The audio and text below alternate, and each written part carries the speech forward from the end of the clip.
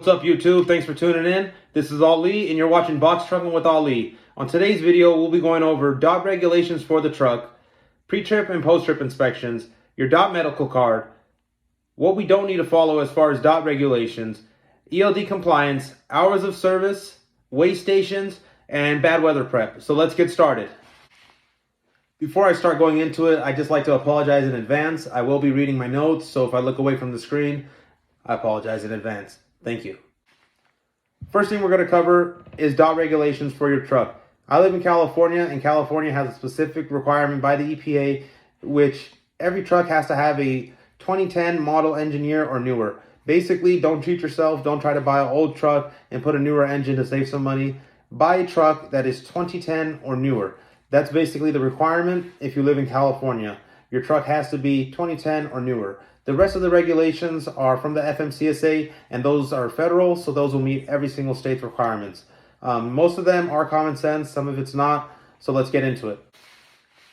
You're going to need to meet these regulations for if you get a DOT inspection or if you get a DOT audit. When you're driving through weigh stations, it's very possible that you get a DOT audit. If there's a commercial enforcement stop check or something like that, you can get a DOT audit. So you basically just have to be ready if you'd like to stay in business. There's a lot of companies that don't do any of this, and that's fine if that's what you want. Make money, you know, I'm all for it. But I'm trying to run a legit business, so I follow these requirements. I may or may not ever get audited. I hope I never do, but I'll be ready for it. So yeah, let's get started on what are these regulations or what are the requirements. You can't have any dash lights on. Everything has to be in good working order. That means no ABS light, no check engine light, no def light. Everything has to be working as it should be. Your brakes must be in good working order, good condition. No cracks in the rotor, and your pads must have life. If you have drums in the back, they've got to be adjusted correctly. I luckily have disc brakes in the rear of my truck, so I just have to check for pad life and for my rotors. If they're cracked, if they're lipped, or if they're warped, something like that, they just got to be in good working order, good condition. Your tires must be in good condition. We have 6 tires. You have your front steer and your 2 rear drive tires. They all need to be in good condition. Right now we're going through a winter storm, so you should be checking for your own safety, your brakes and your tires daily. All your fluids need to be at the correct level. Your oil, your transmission fluid, power steering fluid, brake fluid, any fluid that goes into the truck needs to be at the correct level. For the front, you need your headlights and your corner lights to be in good working order, and you need 5 clearance lights at the top of the cab. For the rear, you need tail lights and 5 clearance lights at the top of the box. For the sides, on the front of the box and on the rear of the box, you need a clearance light. As far as conspicuity tape, which is that red and white reflective tape, that needs to go along the sides of your box, on the rear bumper, and on the drop down of the rear bumper. Usually that's where the hitch is mounted. Those are all the DOT regulations that your truck needs to meet. You will need to be conducting pre-trip and post-trip inspections. These are inspections done before and after a trip. So I personally do my inspections at the yard every morning. Before I leave, I will do my pre-trip. And when I finally get to my destination or when I drop off my load, that's when I'll do my post-trip. They sell pre-trip and post-trip inspection logbooks on Amazon or at your local truck stop. I personally get them from my brother-in-law. He's a trucker. He gets them for free from his company, so he gives them to me for free. This is what they look like. They're called driver vehicle inspection reports. I covered up the company name because I don't want to get my brother-in-law in trouble. If you open it up, you can see what they look like. Just a bunch of boxes for you to check off. You can make comments if the vehicle's in good condition or if any repairs were done. I do this every single day. There are a couple regulations that only apply to vehicles 26,001 pounds or more. Because our non-CDL trucks are all 26,000 pounds or less, we do not need to follow them. Those regulations are the Drug and Alcohol Consortium, so we don't need to do any random alcohol or drug testing, and we don't need to follow IFTA or IRP regulations. We don't need to do IFTA, which is basically when you drive through a different state, you have to pay taxes for that state. We fall under 26,000 pounds, so we do not need to do those. We do, however, need a DOT medical card. Any commercial vehicle weighing 10,001 pounds or more needs to have a driver that has a DOT medical card.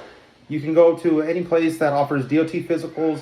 They're usually about 50 to 80 bucks, just depends on what state you are or where you're going. But any DOT medical facility can give you that DOT medical card. It's as simple as taking a physical, paying the fee, and just waiting for the card to arrive in the mail. Next, we're going to be going over ELD compliance. How do you know if you need an ELD device? There are only two exemptions for not needing an ELD. The first is a short haul exemption, in which you do not exceed more than 150 air miles from where your vehicle is parked. That's basically a local run. As long as you stay within 150 miles of your home base, you're perfectly fine to not use the ELD device. Second exemption is called the 830 rule, in which you do not exceed the 150 air miles more than 8 out of 30 days. So you're allowed to exceed the 150 air mile rule 8 times out of 30 consecutive days. So let's say a place is 250 miles away. That's technically not within the short haul exemption, but as long as you don't do that run more than 8 times out of the 30 days, you're perfectly fine. And those are the only 2 exemptions that exist for box trucking. Next, we're going to be going over hours of service and what they are. Hours of service are basically the hours you're allowed to work per day by the FMCSA. You're allowed to work 14 consecutive hours per day. 11 of those hours can be driving.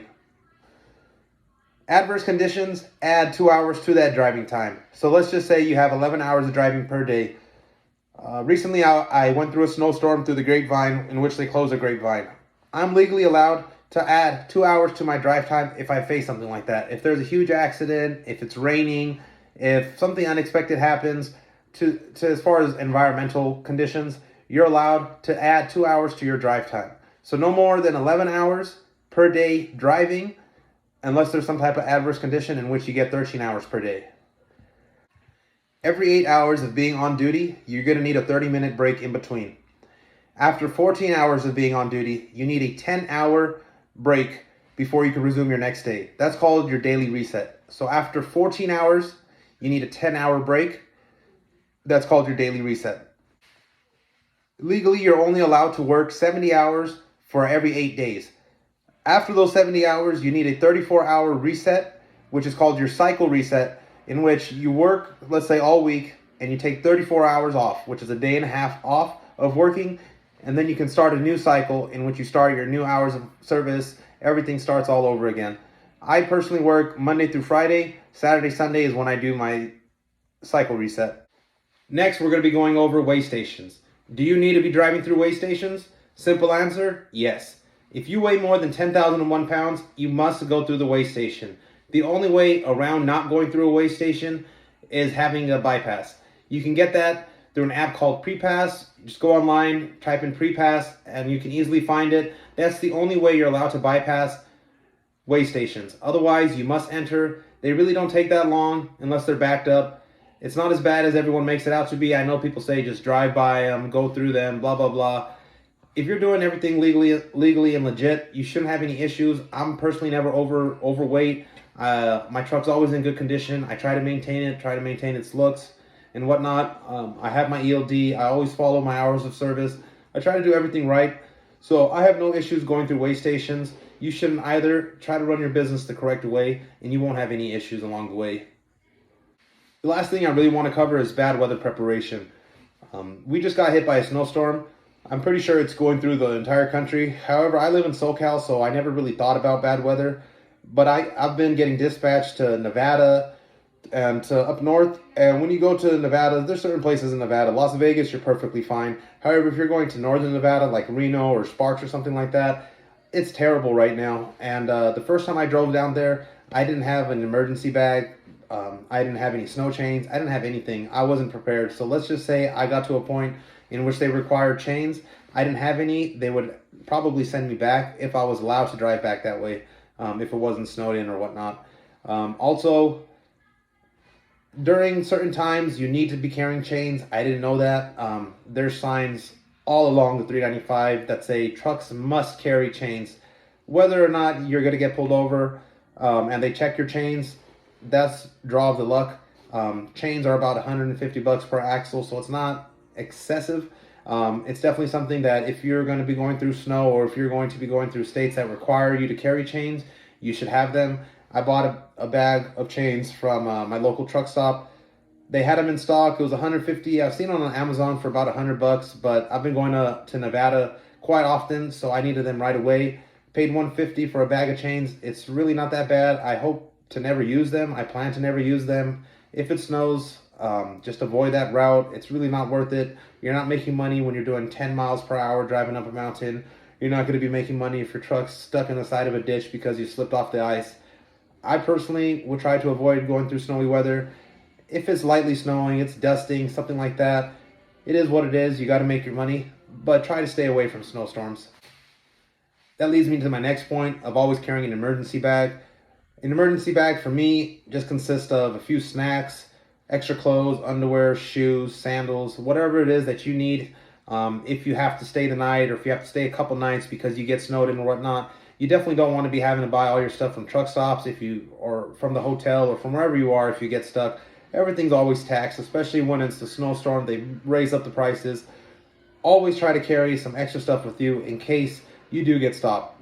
My emergency bag consists of exactly that.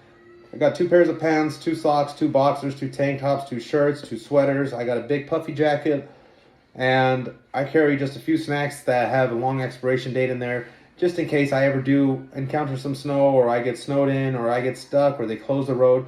Something like that, you want to be prepared, because it definitely sucks when you aren't. That's all for this video.